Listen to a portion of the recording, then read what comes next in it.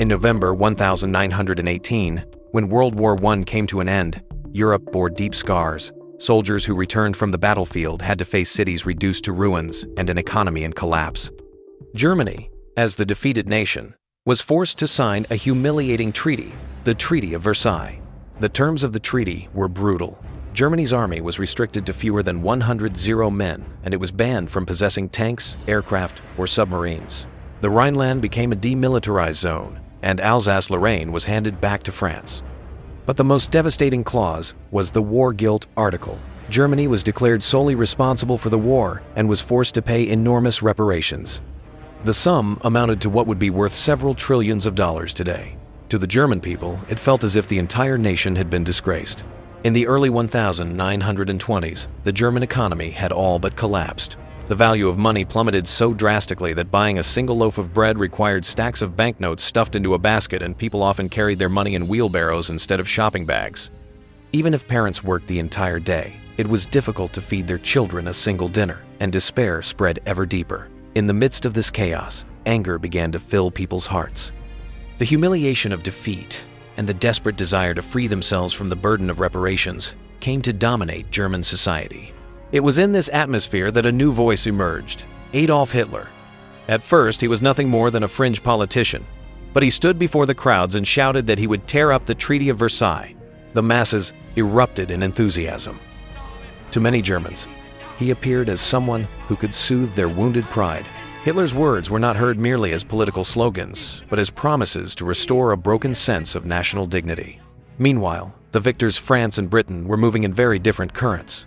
France, thrilled at having regained Alsace-Lorraine, was at the same time consumed by fear that Germany might rise again. Determined never to relive such devastation, it sought to keep Germany firmly suppressed. Britain's view was somewhat different. British leaders understood that destroying Germany's economic ties would destabilize Europe as a whole, and they feared that excessively harsh sanctions might be dangerous.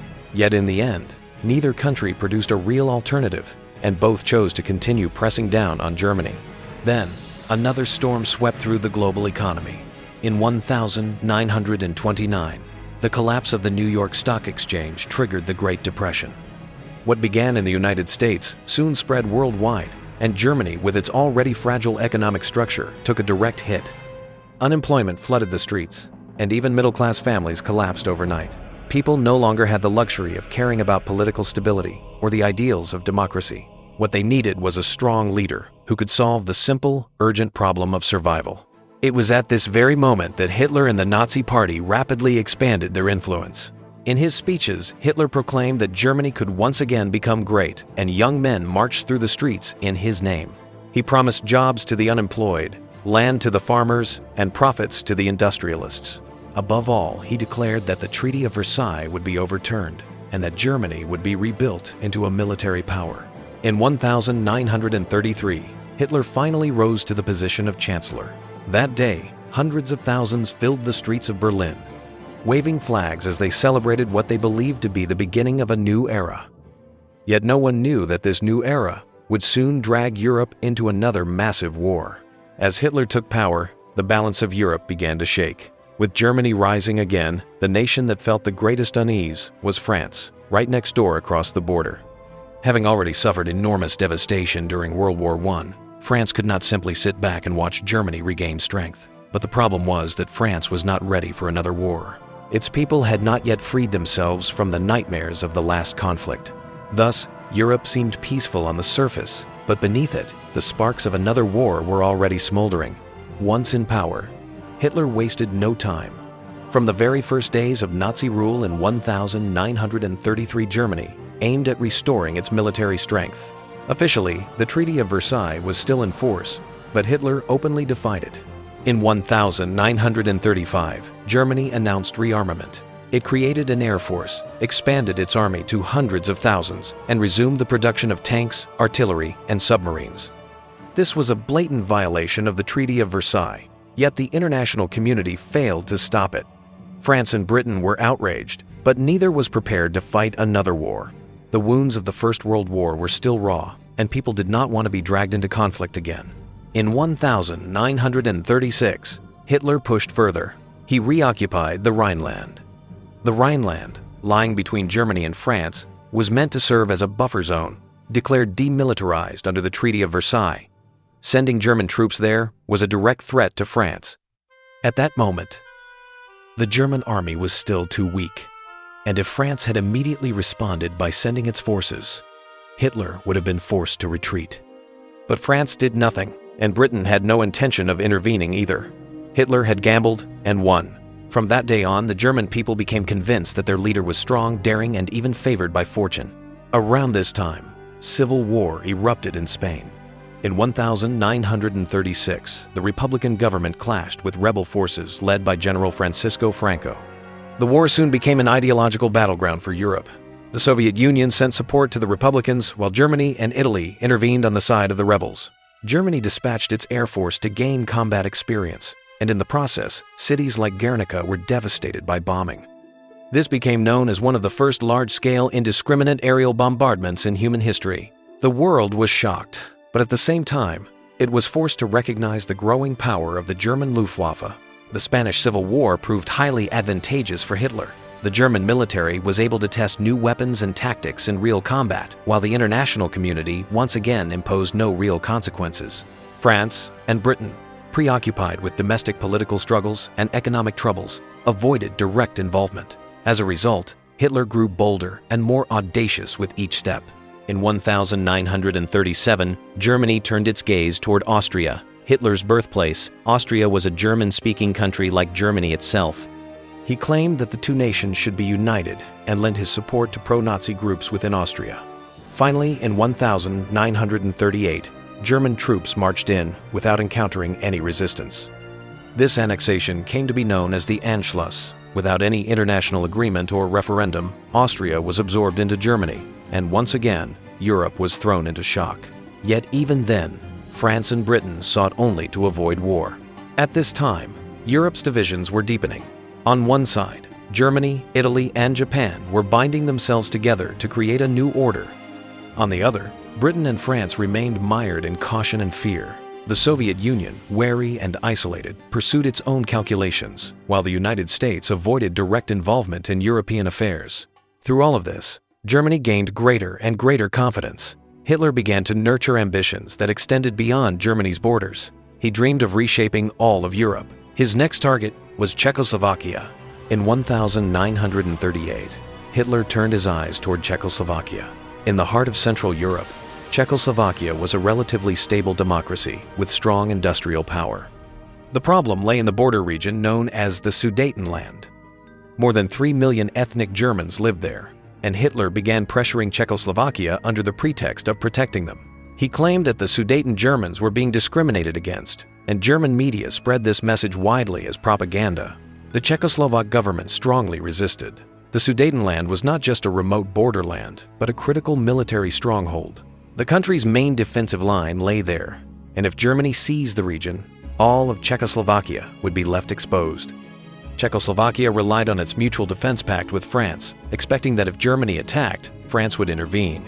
But France and Britain saw things differently. British Prime Minister Neville Chamberlain and the French leadership judged that avoiding war was the top priority. The horrors of the First World War were still vivid in people's memories, and no one wanted Europe to be turned into a sea of blood once again. As a result, the Western leaders decided to negotiate with Germany. In September, a conference was held in Munich. Hitler of Germany, Chamberlain of Britain, Daladier of France, and Mussolini of Italy attended. The most important party, Czechoslovakia itself, was not even invited. The conclusion of the meeting was to allow Germany to take the Sudetenland. This became known as the Munich Agreement. Immediately after the agreement, Chamberlain returned to Britain and, before cheering crowds, declared that he had brought peace for our time. London streets filled with jubilation, and people felt relieved that war had been averted. But this peace was nothing more than an illusion. Hitler did not stop after seizing the Sudetenland. In March 1939, he occupied the whole of Czechoslovakia. The promises made at Munich had been nothing more than a pretext. Overnight, Czechoslovakia lost its independence, and Europe was thrown into shock. From that moment on, no one trusted Hitler's word again. France and Britain belatedly realized their mistake. The policy of appeasement trying to avoid war through concessions had failed. Hitler saw concessions not as promises but as weaknesses. and with each one he only made greater demands. His assurance that he would stop at the Sudetenland had been nothing but a lie. The collapse of Czechoslovakia carried further implications. Eastern European countries trembled with unease as they felt the weight of Germany's growing power. The Soviet Union, too, became more distrustful. Stalin felt that the Western powers were isolating him. The Soviet Union had not even been invited to the Munich Conference, and as a result, Stalin concluded that France and Britain could not be trusted. That distrust would soon lead to a dangerous rapprochement between Germany and the Soviet Union.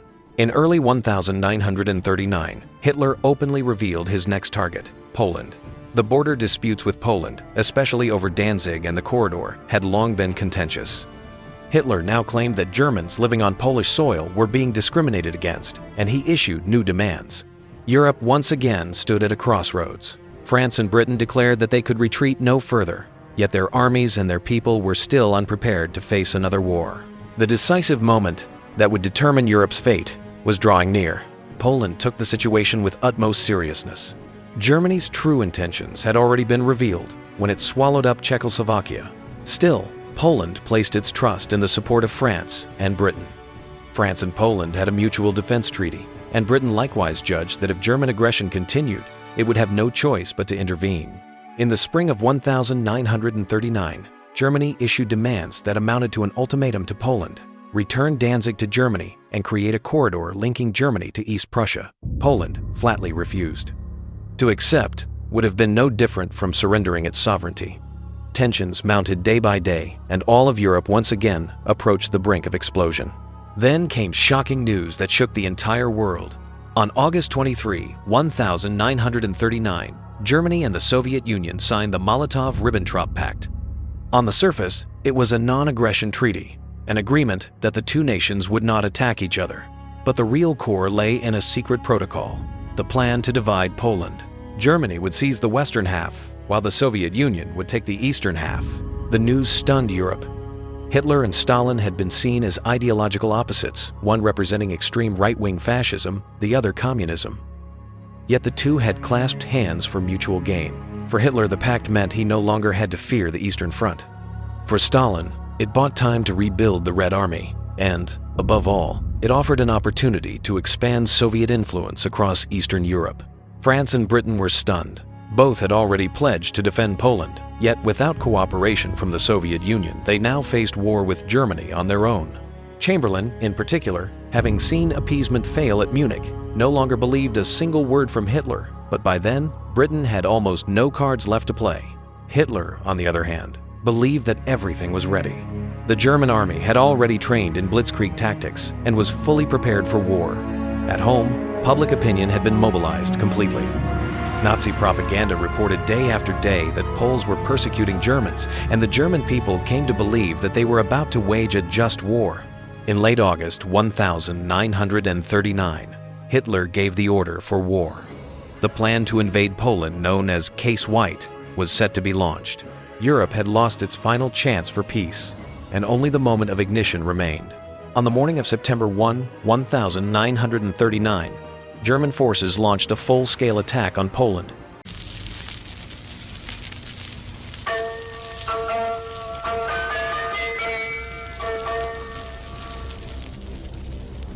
Halo, tu Warszawa i wszystkie rozgłośnie Polskiego Radia.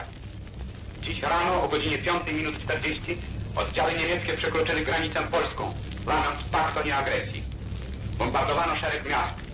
Za chwilę usłyszą Państwo komunikat specjalny.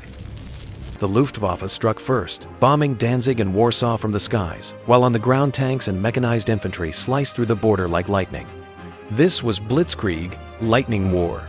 Unlike World War I, where armies had been trapped in motionless trenches, this was a new form of warfare, built on speed and overwhelming firepower. The Polish army scarcely had time to react. German tanks smashed through the narrow corridor in an instant, while the Air Force severed supply lines in the rear, multiplying the chaos. Within days, Poland's major cities had crumbled, and Warsaw suffered relentless bombing. Civilians fled in droves, and the entire nation fell into collapse. On September 3, Britain and France, true to their pledge, declared war on Germany. But their actions amounted to little more than words. Both nations deployed large armies along the German border, yet no real offensive was launched. This period became known as the Phony War. Poland was left to fight alone against the German onslaught, and the Western support it had hoped for never arrived. On September 17, another tragedy struck. Soviet troops crossed into Poland from the east. In accordance with the secret protocol of the Molotov-Ribbentrop Pact, the Soviet Union seized the eastern half of the country. Crushed from both sides, Poland collapsed in less than a month. Its government and military leaders fled abroad, and countless soldiers were taken prisoner. The partition of Poland shocked all of Europe. Germany and the Soviet Union, two great powers, had joined hands to wipe a nation off the map. Though France and Britain were now formally at war with Germany, they still refrained from any serious military action. The front remained quiet, and a strange period began. War had officially started, but no real battles were fought.